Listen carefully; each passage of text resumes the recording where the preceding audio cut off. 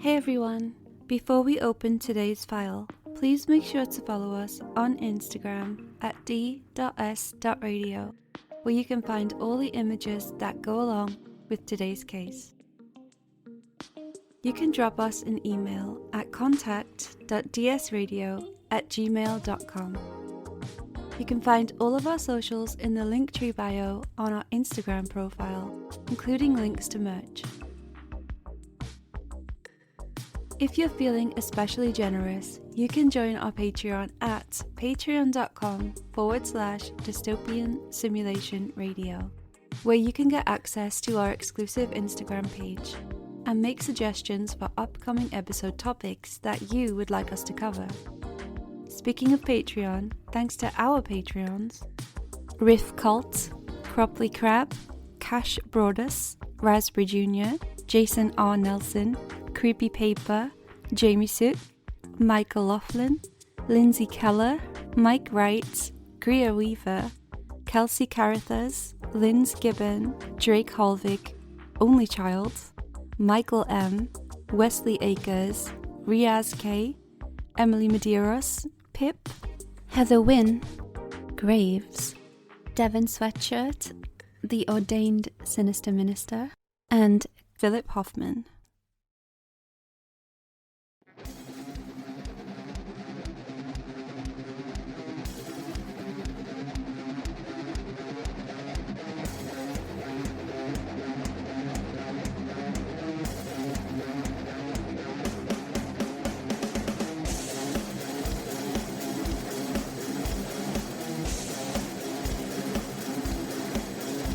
Hello everybody and welcome to Dystopian Simulation Radio. I'm your host Linz and Chris. It seems we've been abandoned by Chris this episode. Hold on, I'm just going to contact him and get him to explain himself.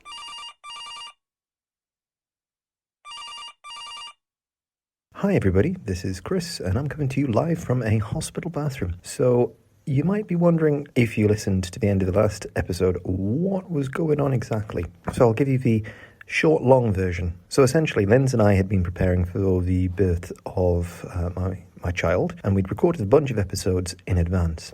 When we went to edit them, they weren't there. They had been. I'd seen them. I'd felt their presence. But they'd gone, and we had to come up with a quick solution. So we were doing some recording online. It was all going well. Then I started editing it, and then my wife's waters broke. Slight problem. That was 5 weeks earlier than expected. So we rushed straight to the hospital, and I just popped that little note on the end while we were waiting for the taxi, and then it was uploaded. So what's going on now is currently I've got a beautiful baby boy who was born a little bit early, but not too early. All good. But we're still in the hospital, just making sure he's got all the care that he needs. So Linz is doing a little bit of a bonus episode this time, just to fill in a little bit of the gaps and give you some updates and things. I might tell you more about the child a little bit later on, but my wife and I haven't had that full chat yet about what we're going to do, so I'm not going to overstep that boundary just yet. But he's happy, he's healthy, and he very well might be an alien. Thank you very much, everybody, for all your lovely messages and all of the support you've been giving the podcast. We will be continuing on. It's not like this is stopping or anything. We should be back at you next week with another episode some way, somehow. But I hope you enjoy this Brucey bonus episode in the meantime. I love you all. Thank you very much. Congratulations, Chris. Although I'm really sorry that you can't join me for this episode. I'm really happy for you guys. I'm just overjoyed and I can't wait to meet your child. So everybody, welcome our special Swedish guest today, Robin. Thank you very much. You're very welcome. All right, fellow dystopiates, let's do this shit.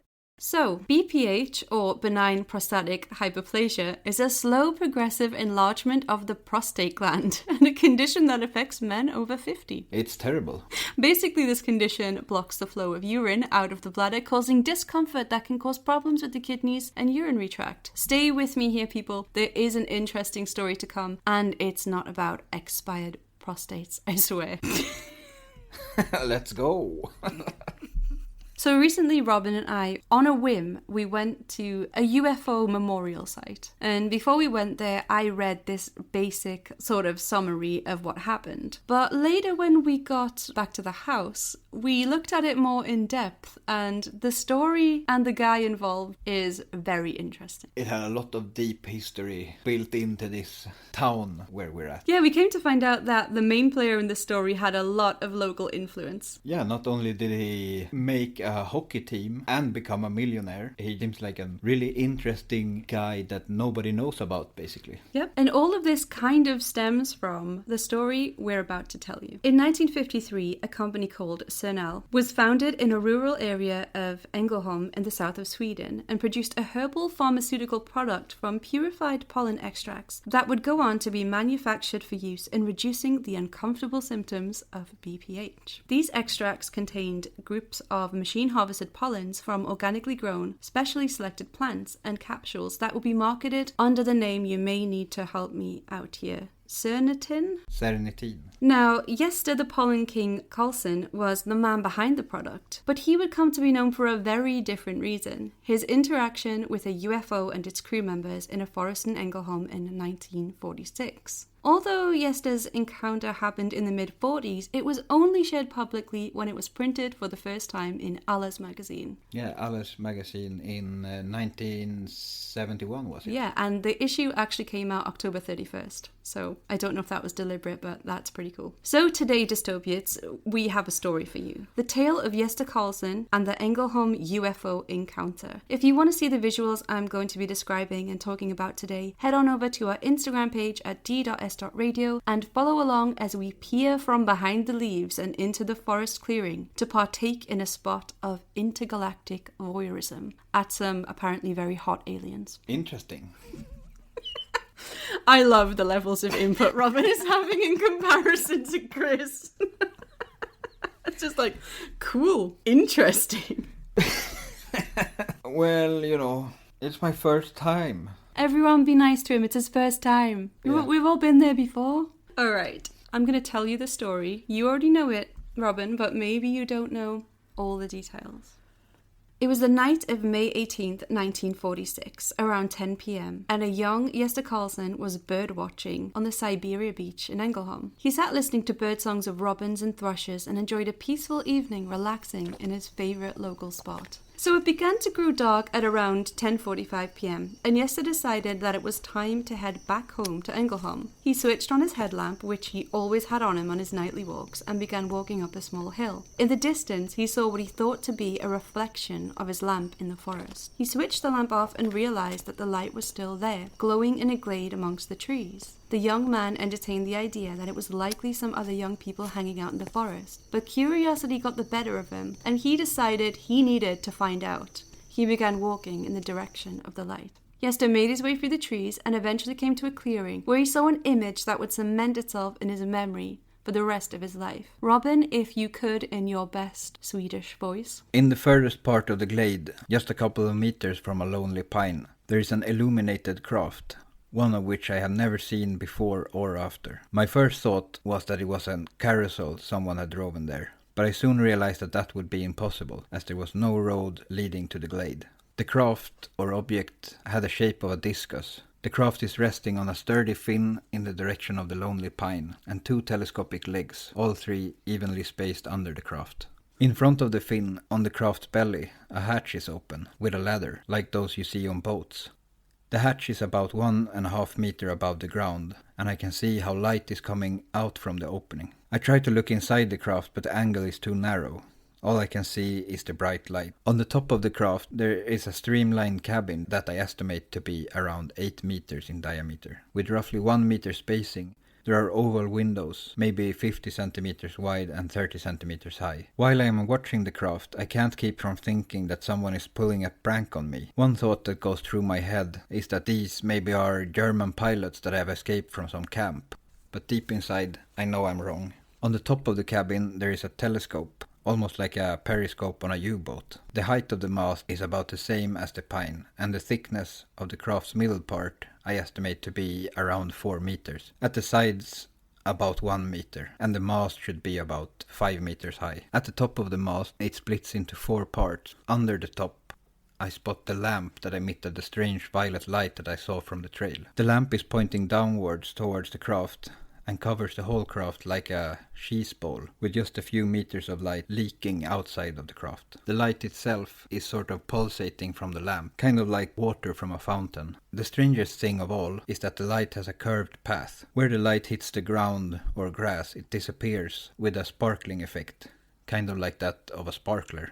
A smell, not too different from ozone, is spreading throughout the air. It is as if an electric curtain has dropped over the aircraft. The body and the cabin seem to be in one piece. You can't spot screws, studs or joints anywhere. Around the belly's rim there are a couple of holes, not unlike those found on turbines, pointing down and covered with what looks like a damper. A man dressed in white is standing a few meters in front of and outside the circle of light. He's dressed kind of like our astronauts of today. The first question I have about this account is, what the hell is a cheese bowl? It's a glass dome that you put on cheese so it doesn't expire, you know. So I should probably state at this point that Gösta was a teetotaler. He never drank or dabbled in drugs of any kind, so everything he's describing this night, he saw it on a straight head. So Gösta described one of the crew members who was standing outside the craft's force field of light as being clad in a white flight suit without any zips or buttons, with a transparent hood that resembled the hood of a windbreaker jacket that covered the front of the being's face. He wore black or dark blue boots and a black or dark blue belt, and raised a hand out in front of him, motioning for Gösta to stop. Gösta said he believed the man was guarding the scene and described what he believed was some kind of camera device hanging around the guard's neck. He said he was standing no further than 8 meters from the being while observing him. When he approached the glade, he said the beings all turned around to look at him and said he felt expected but unwanted. Don't we all? 3 male beings were working on the roof of the craft, 2 more were working inside the force field of light inside the craft, and there were also 3 female beings. They all wore the same uniforms as the guard, but those inside the light had their hoods pushed back off their heads and faces. He described the crew members as having human features and said the female beings had light-coloured hair, deeply tanned complexions and white teeth. He described them as attractive. Yeah, who wouldn't want some alien action? It's amazing how he was like, yeah, I saw them. They were pretty hot, to be honest.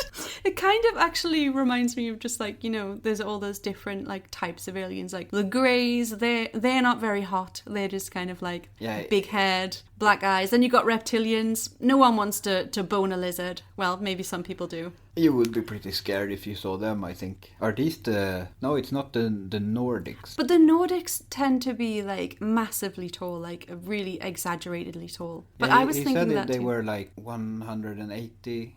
Did he? Like, you see, I didn't find that in my research, but you obviously did. Yeah, he said the guard was... He was a big boy. About the same height as he was, and he was 182. What's that in feet? I don't know, 6... Oh, he's over 6 feet. 6'1", maybe, something like that. So not like out of the realm of possibility for a human, but they were just tall. Yeah, like slightly taller than average. So, yeah, they're basically Nordics. But the Nordics tend to have quite fair skin in all the depictions I've seen. So yeah, we've got... But I mean, these were on some sort of vacation, I guess. They are vacationing Nordic aliens. All right. Obviously not in Sweden. Well, you can get a tan in Sweden. So the men, he said, had hoods with equipment resembling earplugs, which he believed they used to communicate with one another, although he did not see their mouths move. Telepathic. So, yeah, so he's trying to say that it's telepathic. Yeah, something like that. I wonder how we saw the teeth, though. Because they smiled at him. He said they smiled and they seemed welcoming. Gösta attempted to take a step forward towards the guard, but the being raised the camera-like device around his neck and pointed it at him. Gösta heard a cracking sound from his headlamp and stopped in his tracks. He continued to observe the crew and guards, which he believed there may have been 3 of, protecting each leg of the craft, at the back as well as the front. He described a female being with dark curly hair descend from the ladder with a bag of what Gösta believed to be cups. She handed out a cup to each crew member, and they all stopped working to take a drink. He attempted to approach the craft once again, but the guard raised his hand, motioning for him to stop. This time, both the guard and the crew members looked sternly at him. So Here, but no closer. Yeah, exactly. Like, you can watch. But you can't touch. That's gonna cost you extra. Gösta. So the guard didn't look away from him at any point, and Gösta believed that the light may have been dangerous to him, and that he was being warned from stepping inside of it. It seems like they have some sort of, field that protects them from our atmosphere, I would guess. That's what I was guessing too, and it probably is dangerous to him. Maybe it's radioactive, and that's why they're kind of like orange coloured. I don't know. But probably they don't have the same, atmosphere, oxygen and stuff. Yeah, I suppose, but it's just the fact that he said they looked so human, and everything about them in every way was human, other than a tan and some veneers. So, of these beings, Gösta said, Robin, if you would read this. 2 of the girls gave me a beautiful smile. Ooh. And I can see their flashing white teeth. I can brag about never being afraid of anything, and I have spent enough time out in the woods to not believe in devils or trolls. But this was something else. The people at the craft make me think about folks from the Pentecostal church or something similar. All are happy and glad. You get the impression that they haven't got a problem in the world and that they had already solved everything. Which I kind of find a bit strange, because allegedly 2 of their crew members just died. Oh, we didn't get to that part yet, but we will. Yeah. Yeah, it's true. So Gösta stayed observing these beings in their craft, and he watches how the telescopic legs extend and retract up and down as the crew members go in and out of the craft. As he's watching, the dark-haired female reappears from the cabin holding a bright shining object in her hand. The other crew members turn their attention to her as she steps outside of the force field of light and hurls the shiny object near a small mound and begins laughing joyfully. This is the first audible noise Gösta has heard coming from the beings, other than the snapping of twigs and other debris on the forest floor, crunching beneath their boots. So obviously they can talk. Yeah, but I think I would be massively creeped out if I was in a dark forest watching this scene and the first noise that comes out of these things is some horror movie-esque girl laughter from one of these beings. As she's littering the forest. What did you call it yesterday? Intergalactic littering.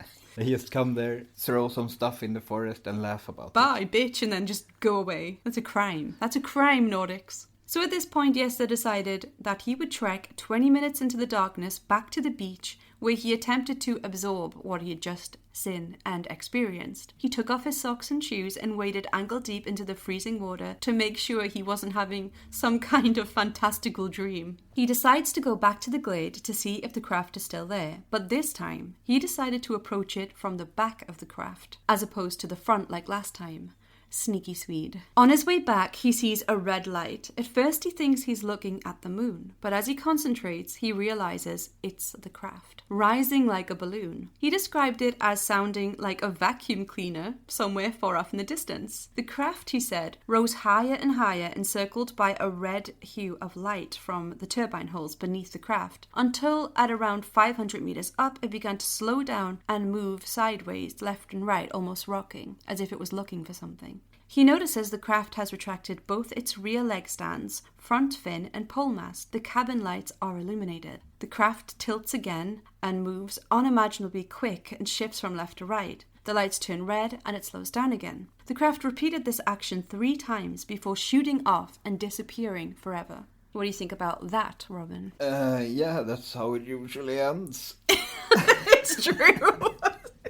But the thing is, that is how it usually ends with the encounter. But there is more to this story. Gösta explained that since he had lived through World War II, he was, quote, quite used to seeing many new terrible weapons from both Allies and Axis, including real planes, atom bombs, the German V1 and V2 bombs, and almost nothing surprised him anymore at this point. Despite the war ending a year ago, he thought that maybe it was some secret but delayed weapon that they'd kept testing, but he added, if Hitler had one of these crafts, surely he wouldn't have lost the war. Yeah, and one extra little tidbit of information to this story is that only a year before this, there was a new Air Force base established in Ängelholm, Swedish Air Force base. Oh, before this sighting? F-10, I think it was called. Oh, before his sighting? Yeah, 1 year before his sighting.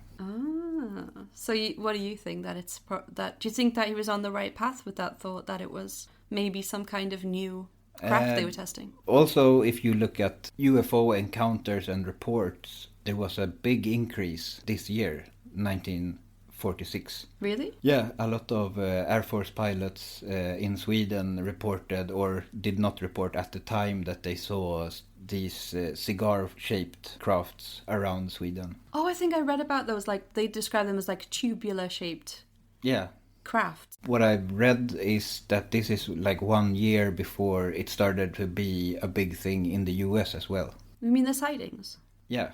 Ah.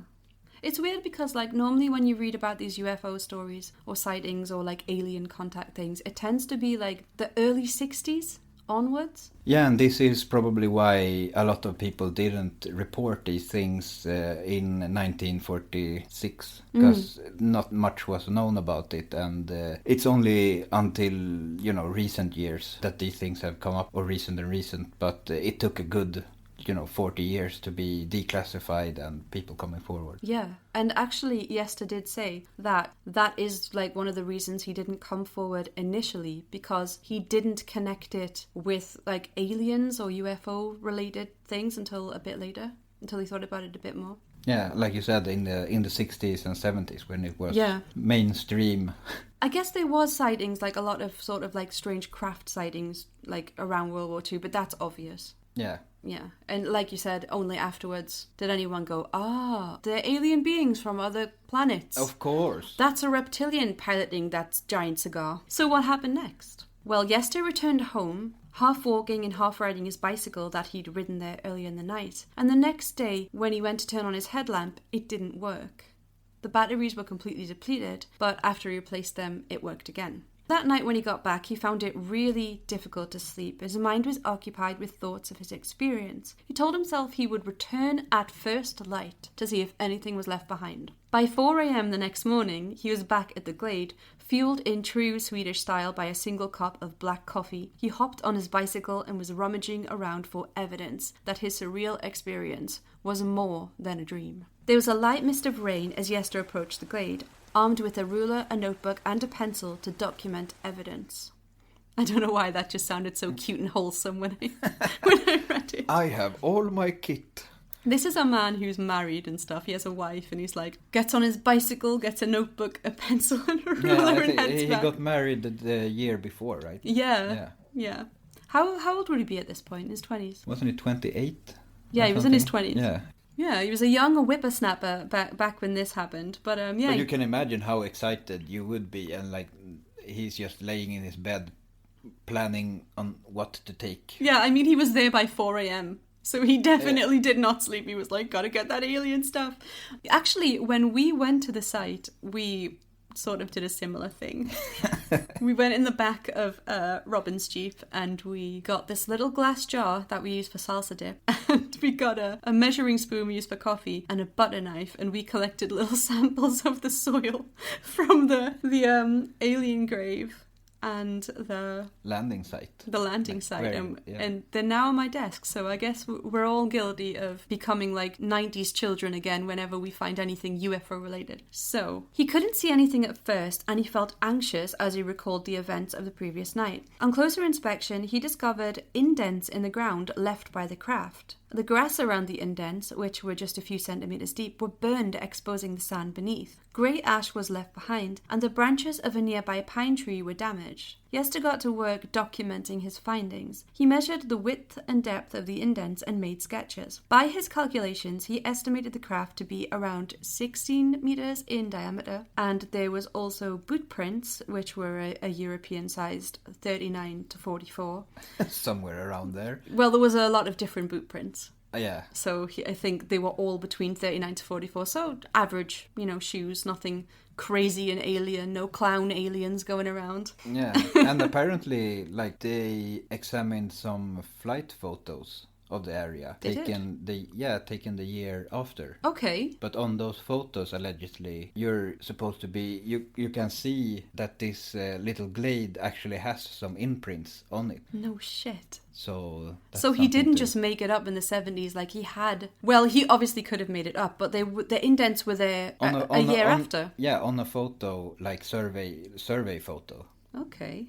interesting. So yeah, he found footprints in the soil, regular sized for the average human, belonging to the alien crew. Gösta made his way to the direction in which the female being with dark curly hair had thrown something into the brush. There he discovered a shiny staff-like object glittering in the sun. The staff was made from what he believed looked like violet quartz and was around 12 centimeter in length, 5 centimeter in width, and 4 centimeter thick. Ooh. The corners of the staff were rounded and bore an inscription at one end, which was burned. He also discovered a ring not far from the staff, which he said was a size 17, constructed of green-hued material and set with a beautiful stone. Gösta said it appeared to be more modern and said it had a couple of X's inscribed. So Robin, if you can look at these two pictures of both items and describe them to the people. Well, I wouldn't say it's staff-like. That's my first impression. I would call it more of a cube. Yeah, I don't really understand what I'm looking at now still. Like, it could be like a warp image. You know, it's compressed. Because it looks kind of like a soap bar. Exactly. You described it perfectly. It looks like a bar of soap. Yeah. And I'm not sure what angle they're showing us this from, but he said one end of the staff had an inscription and was burned. So I'm guessing this is a top view of one end of the staff. Yeah, if you can describe the inscription. It starts off, it looks like kind of a star, I would say, and then some runes, actually. Like, this looks very much like Nordic runes, like from the Futar. That's what I thought when I looked at it too. I also thought they kind of look like pine trees or a forest. Yes. But they look like runes, and then there's like a 4-pointed star. This is all like scribbled, like scratched in, I would say, by hand. And then some weird look, like some lines. Yeah, I have no idea what that's meant to be. There's one vertical line, 2 horizontal lines, and a sort of diagonal going. Yeah, diagonal line going behind the 2 lines. So we will put these images on the Instagram so you can look at them there. And the next picture is the ring, if you could describe the ring. Kind of looks like a worn down green, gold, whitish kind of ring. Yeah, so there's a green hue to it. The stone in it, I don't know if it's just a picture. I wouldn't describe it as beautiful, but it's a stone. It's a... kind of like a cloudy jade, maybe. A cloudy jade, yeah. And it's kind of like a square shape set into a ring, yeah. Nothing too fantastic or otherworldly about it, but yeah. Like a regular ring. Looks like a man's ring to me, but I don't know. Don't quote me on that. The curious thing about these is that people have actually seen them, but nowadays they are at an unknown location. Yeah, allegedly. So these were actually put on display somewhere? I don't recall. Where do you? I don't know if they were put on display, but they have been shown to journalists, ufologists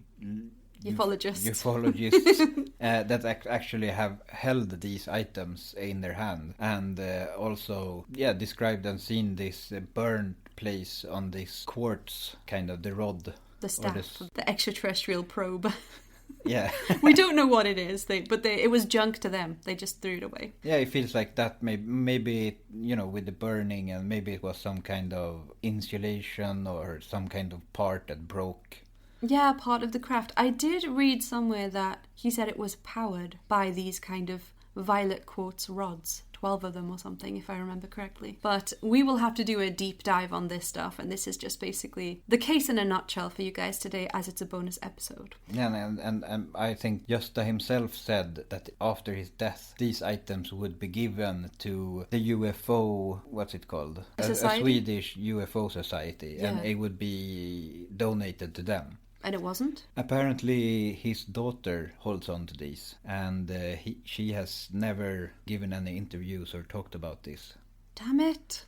I really like... Yeah, I know. We need to track her down. Yeah, we actually talked about maybe trying to find these items. Yeah, from what we know, they might be in Switzerland. Yeah, we've got a couple of clues, a couple of raging clues pointing us in the direction of But they could also be here around, still in the Ängelholm area. Allegedly, she visits here. Yeah, she comes here now and again, so she might have a base where she's keeping the mighty staff of the Nordic aliens. But we really want to track this thing down. So near the burned pine tree, Gösta recovered 2 cups, which the dark-haired female had handed out to the crew while they were working. The cups resembled kind of old oil lamps. They were robust with a spout. The cups had some kind of liquid inside of them when he shook them, and he put the items in his pocket and rode his bike back home. I would be kind of scared to put some alien liquid in my pocket. Exactly. Just saying. But, like, if these items were found today as part of a UFO case that somebody wanted to prove, people would be going crazy over that. Like, alien liquid, alien drinks. That's like an alien Coca-Cola. Yeah. Like, they could test that. I would love, like, some ufologist to get their hands on the staff and the ring. And where are the cups, by the way? I've Are they heard around? that they might have burnt up in a fire. No! He had like some sort of large house, like a greenhouse or something for this pollen thing he was working on. Yeah. And those cups might have been in that building when it burned down, because it burned down, not sure which year, but it went up in flames. God damn it. So, Like, if a modern alien case, if someone had found evidence like that today, they would be testing it. You know, it would be so exciting. yeah, I can't believe that his daughter is holding out on us. Yeah, I know. Like, she has... What's her stake in this? And apparently, for some reason, God knows why, but just that liked to carve stone. Okay. So, Oh no, he didn't. Apparently, he took this rod or this soap bar quartz. The staff, yeah. Yeah, and they carved it into a scarab. No! I'm not sure, like... Yes, duh, why? Yeah, I don't know. I don't know if the inscriptions are still on there, or if he like filed the... Why like, that would you do that? Yeah, that's like highly illegal. That should be illegal. Oh, look, the extraterrestrial intergalactic space trash quartz staff. I like stones. I'll make a scarab. What? Like, who in their right mind? Like, I hope he did preserve at least the inscriptions. I know we have a picture of it, but come on. Yeah, Now it's just a weird paperweight. I think he showed... Yeah, he had done that by the time he broke the story to the Allers magazine. Oh my god. So he rocks up with a freaking scarab and goes, it was an alien relic, but I thought it would be better if it was a scarab shape for some reason. So, I carved it into a scarab, and here it is. Imagine it was just a ruse for his, like, stone cutting business that he was trying to promote. Like, he expected the journalist to publish a picture of it and people to go, wow, this guy has skills. But then people stopped caring about animals in the shapes of, scarabs. Quartz in the shapes of scarabs and other really 80s-tastic things. But I feel it's something that the daughter should still have. Like, why would you throw away something like that? I don't think she would have. You can't. We will find it and we will keep it. No, but I do want to see it. I really do. So when Gösta returned home to show his wife his findings, she was taken aback by his appearance and pointed out that his entire face was yellow. Gösta anxiously ran to the bathroom and looked at himself in the mirror. He sighed with relief as he realised it was just pollen from the birches he had pushed past on his way to the glade. This pollen would later become the main star in his successful company. So that's pretty interesting. Yeah, it's incredible when you heard, like, oh, he did that with this encounter. Like, that's what he got from his encounter. Yeah, this all stemmed from his little alien encounter. Like, obviously, I did read that his dad kept bees, and they were, like, really into bees. Like king. Bees, they don't really collect pollen, but they get pollen on them, I guess. Yeah, they accidentally collect pollen and fly it around. But yeah, I like all of these links. I think it's a really cool story. But it continues, Robin. So 2 days after the experience, Gösta began feeling hot and heavy-headed, and he started experiencing flu-like symptoms. And he began having strange dreams. On May 20th, 1946, he took some paracetamol, drank some warm water with honey, of course, and settled down to sleep. He found himself staring into the camera-like device the guard had hanging around his neck at the scene of the craft. He then found himself in a control room, watching a crew member, presumed to be the driver, sitting in a red chair with his back to him. There was a steering wheel and 2 screens in front of the driver. One screen displayed text that Gösta likens to computer-generated Arabic text, well, in the style of, which was cutting across the screen from left to right. The other screen displayed what was kind of described as a holographic 3D image of a beautiful woman who he presumes was in another part of the craft. The driver, Gösta believes, was communicating with the woman through the earplugs, and she had her eyes closed as she was typing on a keyboard. He said, "Many, I've switched on the autopilot. Do you want to check the course? Is it okay?" What? Yeah. You never read about this, did you? No. Yeah. So the woman replies that everything was fine. When the driver turned, Gösta said he recognized him as the god. Ooh. But yeah, and what's funny about this is screens, keyboards, I mean, those kind of things weren't really a thing. Yeah, they're quite, like, recognizable to us. But to him, like, he's seeing... In 1940s, I don't think you had that kind... did you? Well, they had, like, typewriters. Computers and TVs have been around for a long time. They're definitely around then. They had typewriters, but this is very modern, what he's describing. Like, text flushing the screen and the 3D holographic sort of, like, monitor. They're basically having a meeting. Yeah. A Skype meeting, a Zoom call. Yeah, that's basically what it was. They're having a call. Yeah, talking to each other. Video chat. Video chat. The driver actually explains what happened that night that Gösta discovered them. And he said, "I thought I would get in contact with you and explain what we were doing when you saw us over there in the forest." That's very polite. Yeah, very, very thoughtful of him. Yeah, how thoughtful. But I guess, I mean, he understands. Maybe we gave this guy a shock. Yeah, this guy's... He's gonna go nuts. He described this as a dream, but they also later describe it as, like, maybe they were just telepathically connecting with him and that the camera device had something to do with it, that it connected them in some way. So the god/driver now continues. The English gets a bit weird here, so just bear with me when I read this. So he said, "When we were in our rotation together with the large craft in the forefront, we happened for some incredible reason to come close to its turbine jet stream. Our craft is built to withstand most things, and likewise we have good protection of our forces. But the beam happened to hit a cabin window and pass into the room where Luna and Urian were. They were killed instantly, and we had to go down to repair the damage. That's when you saw us.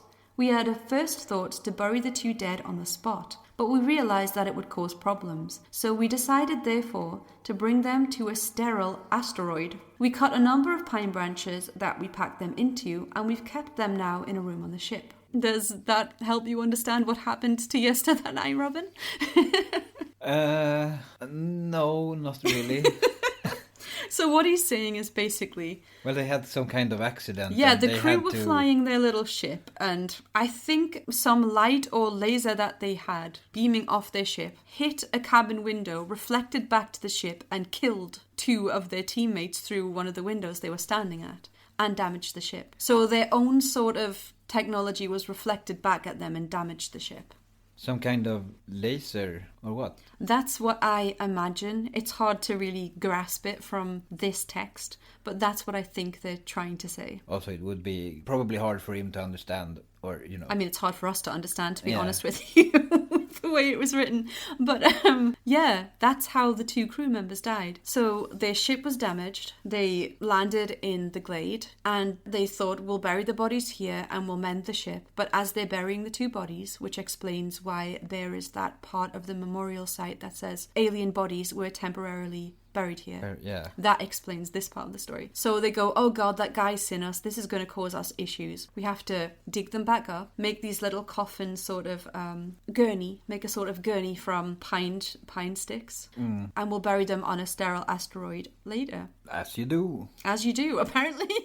So as I said, if you're following us on Instagram, d.s.radio, you will see that I recently posted some stories there where Robin and I visited the Ängelholm UFO monument. And there we have pictures of the grave and the memorial site and the indents in the ground, which have been sort of cast in concrete, basically. You can see he them. went there. Gösta went there and cast it in concrete.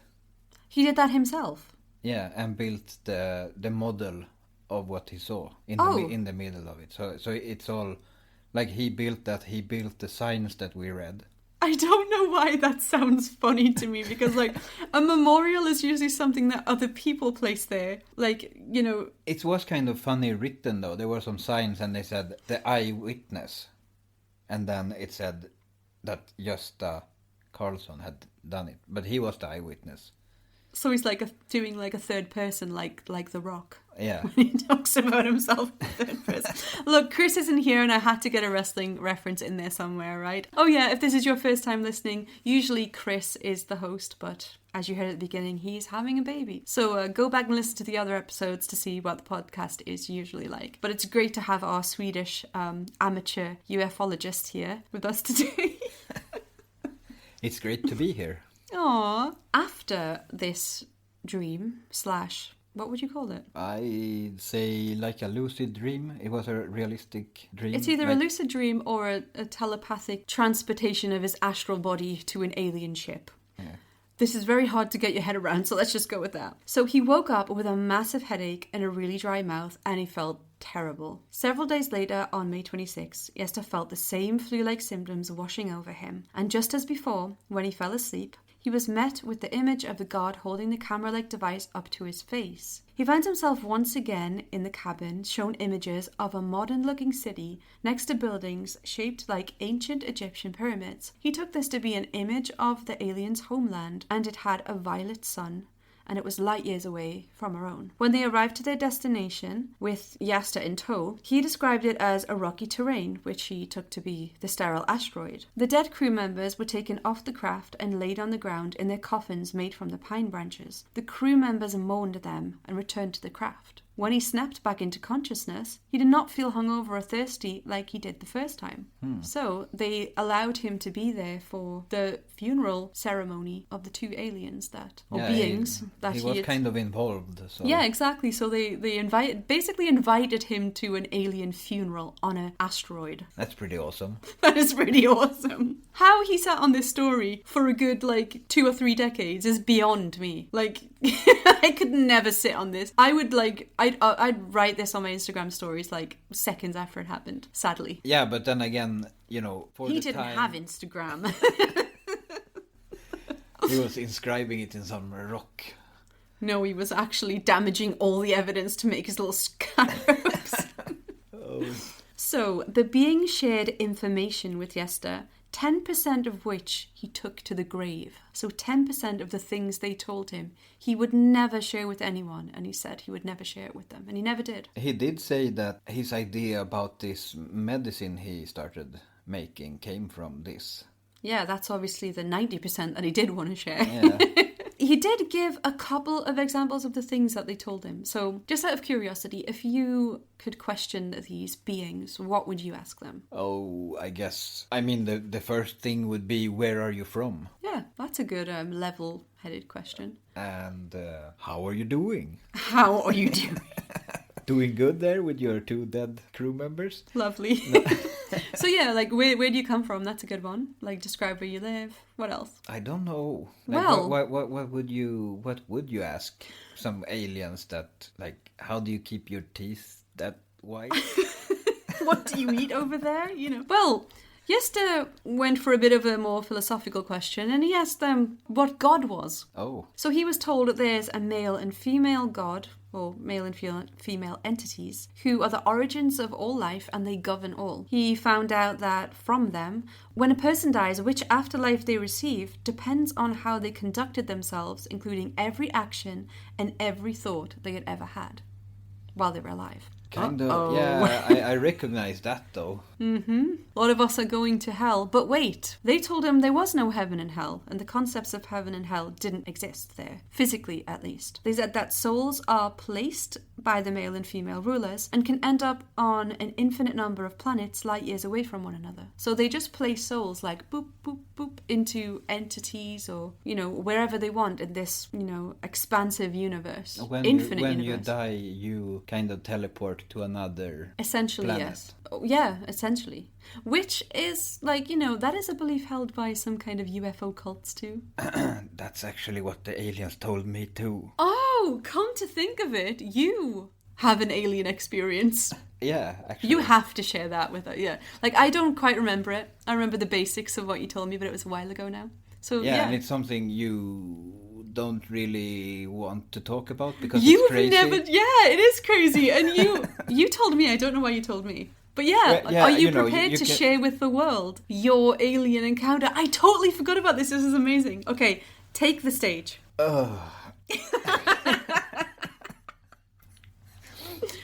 You're with friends. This is a safe space. Yeah. Everyone is gonna think you're crazy. Please accept that. Yes, exactly. It's very lovely to talk about aliens and stuff like that.